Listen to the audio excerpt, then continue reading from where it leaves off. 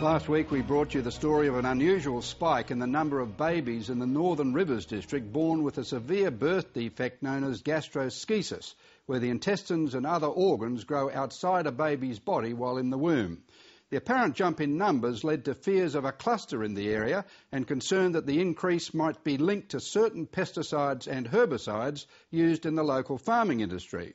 But New South Wales Health this week asserted there was no cause for concern. The increase is just a random result.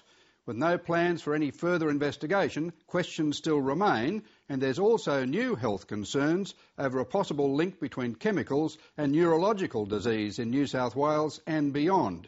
Caro Meldrum-Hanna reports. Yeah, hello. It's hard to believe 10 months ago, Mia Rose was fighting for her life. She was born with gastroschisis, a rare birth defect where a baby's intestines and other organs grow outside of its body through a hole in the abdominal wall. 10% of children born with this condition do not survive. It was hard. It was really hard to sit there and watch Mia. Sorry. It was hard to watch her vomiting every 2 hours. You saying hello? Hello? Her bowel turned right around and pushed her appendix up on the other side.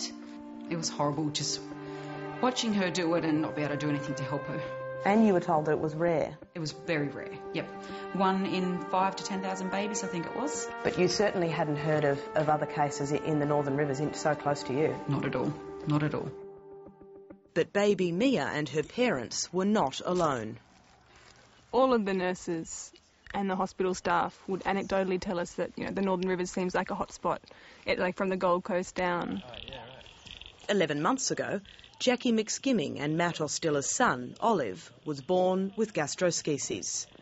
So was Angela Summers' daughter, Indy, now 5 months old. House here for like 4.5 years. And Elwyn Pateson's 2-year-old daughter, Obelia. Where are we going to go on the train? They are all part of a group of at least 7 babies in the Northern Rivers born with gastroschisis in the past 3 years alone. We were told there was no reasons for this, and then all of a sudden there's all these babies within a 35-kilometre, range with the same problems. The apparent increase prompted an investigation by New South Wales Health in March to figure out if the numbers constituted a cluster.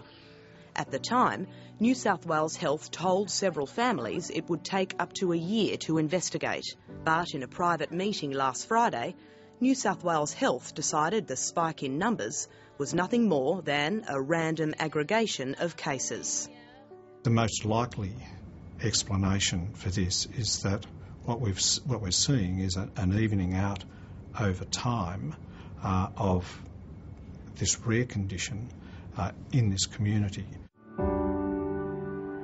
Despite not even speaking with all of the mothers, and despite initially telling 7:30 there were only 15 cases of gastroschisis in the area in the past 10 years, New South Wales Health says their investigation was thorough. We identified 26 cases between 2000 and 2010. 26 over the 11 years. What incidents does that relate to then? Over the whole of the North Coast. Look, those numbers are in the report. I don't have those numbers in my head. But you would know the incidents because you'd be able to determine by using the figures of live births for each year. And we've done those calculations and they're in the report. What is the incidence? Well, the report is imminent for release. New South Wales Health would not provide us with a copy of their final report.